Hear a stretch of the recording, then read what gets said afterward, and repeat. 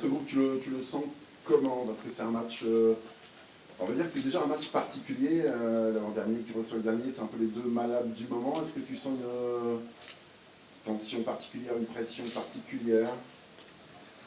Non, c'est forcément un match où il y a de l'enjeu, surtout psychologique, parce qu'après, en termes de points, on sait que malgré tout, il y a beaucoup de temps, mais comme on est pas mal d'équipes un peu serrées, on a à cœur de bien se positionner dans cette bagarre. Donc il faut réussir à trouver le juste milieu entre voilà, l'enjeu qui a un intérêt, mais pas tomber non plus dans quelque chose où on met une pression trop forte sur les épaules des joueurs.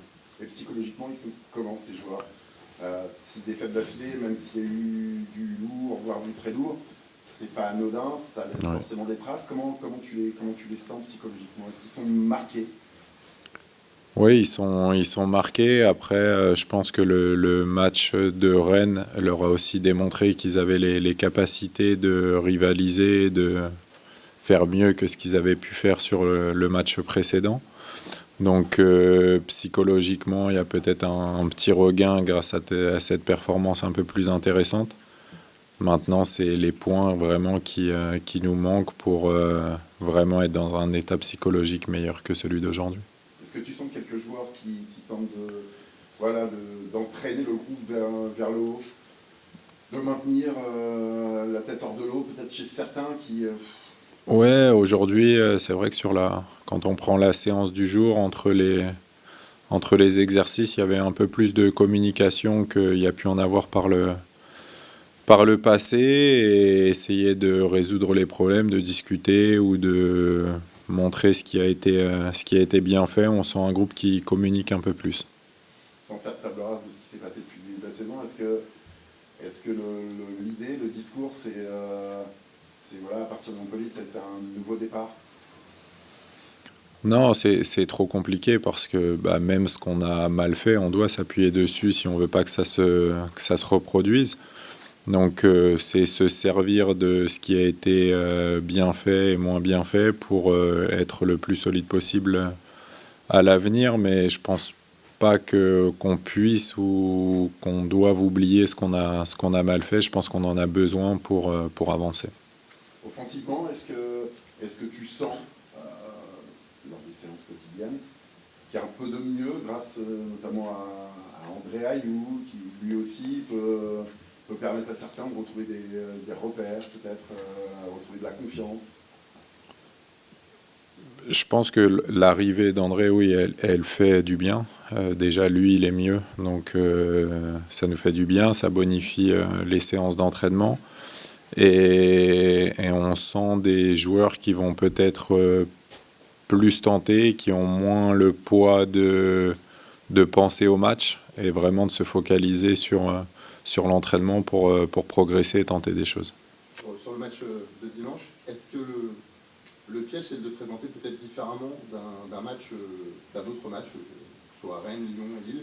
J'imagine que vous, c'est pas du tout comme ça que, un, vous le préparez et deux, vous le présentez à vos joueurs? On ne peut pas faire abstraction malgré tout du contexte, donc oui et non. Comme j'ai dit, il faut qu'on ait conscience de l'importance de ce match, de l'importance de stopper cette série de défaites, mais aussi avoir conscience qu'il reste beaucoup de matchs et que l'important c'est de rester dans cette lutte avec les équipes qui, comme nous, ont eu du mal jusqu'ici à prendre des points et d'être encore en mesure de pouvoir se rapprocher de ces équipes juste au-dessus de nous. Est-ce que vous avez fait des choses différentes cette semaine dans la préparation du match par rapport aux autres semaines ou pas du tout? Non, on n'a pas fait de choses différentes. Les joueurs sont dans le même état d'esprit. On a fait la même base de semaines, donc non, on n'a pas changé par rapport à nos habitudes. Est-ce que ce match, il va réellement, pour l'une ou l'autre équipe, conditionner la suite, forcément?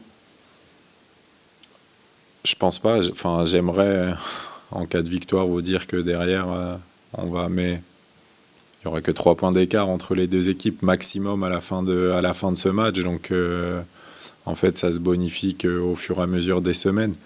Mais ce qui est sûr, c'est qu'il y a déjà un certain enjeu, oui. Il y a forcément le rôle du public qui peut être prépondérant. Ouais. Il y a 2 semaines, vous avez quitté, il y avait une explication, on va dire comme ça. La semaine dernière, il y a eu quand même à l'extérieur à Rennes, il y a eu une très belle ambiance mise par le blocage. D'ailleurs, je pense que le public a vrai à encourager les joueurs et célébrer les joueurs compte tenu de la performance.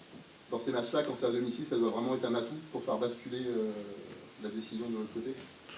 Oui, forcément, mais après, sincèrement, il y a aucun doute, même si c'est vrai qu'avec le dernier match à domicile, on a pu penser, mais moi je pense que les explications, elles sont toujours positives parce que tout le monde veut la même chose. Au final, tout le monde veut voir le Havre réussir, que ce soit les joueurs ou les supporters. Donc j'ai aucun doute là-dessus, ils ont un rôle important, on le dit depuis toujours, un rôle prépondérant et sincèrement, il n'y a aucun doute sur l'état d'esprit du public ou l'état d'esprit entre le public et les joueurs. Donc sincèrement, je sais que ce sera positif. Un mot sur Montpellier, on sait qu'ils vont peut-être encore moins bien que le HAC. Est-ce qu'elle t'inspire cette équipe? Ils ont changé d'entraîneur récemment, ils en ont pris 3 la semaine dernière contre Toulouse. Qu'est-ce qu'il t'inspire cet adversaire? Mais Montpellier, c'est malgré tout une équipe avec des très belles individualités qui n'a pas pris un bon début de saison, qui a vécu un été aussi compliqué. Quand on espère des départs pour recruter, que c'est long, et ben souvent on est pris dans une dynamique un peu difficile. Mais ça reste une équipe avec de très bons joueurs capables de faire des différences. L'absence de Savanier, c'est pas anodin quand même. Tu parlais d'individualité, s'il y en a une à sortir du lot à Montpellier, c'est bien Savanier. Ouais, c'est sûr, mais au même titre que faut pas penser que c'est pareil, faut pas penser que juste avec l'absence de Savanier, ça va régler les choses. Quand on pense au coup de pied arrêté, je pense qu'un joueur comme Kazri est aussi capable de très très bien les tirer. Donc c'est une absence importante pour eux, mais on sait ce que ça peut faire et ça peut peut-être libérer d'autres joueurs, au même titre que nous on l'espère quand il y a des absences. Et ben, c'est la même chose pour eux, donc on ne s'attarde pas plus que ça là-dessus. On a juste enlevé ces coups de pied arrêtés de la vidéo. Il y aura Chris Opéry qui sera malheureusement suspendu pour vous. Il avait déjà été absent, c'est à Saint-Etienne, c'est ça si je ne me trompe pas. Yanis Zouaï avait parfaitement pris le relais. De l'extérieur, c'est une découverte, moins pour vous forcément. C'est un des enjeux aussi de votre côté de ce match-là. Comment bien remplacer Chris Opéry? Oui, bien sûr. En fait, quoi qu'il arrive, la personne qui jouera à ce poste sera une personne qui n'en a pas l'habitude, vu que Chris a disputé tous les matchs à part celui de Saint-Etienne. Après, pour Yanis, il avait eu un passage compliqué après le match de Saint-Etienne, parce que tout était un peu nouveau pour lui. Mais depuis quelques semaines, il est beaucoup mieux. Donc je pense que la personne qui prendra la place de Chris, au moins grâce à l'intensité qui est mise dans les entraînements, aura le rythme pour répondre présent.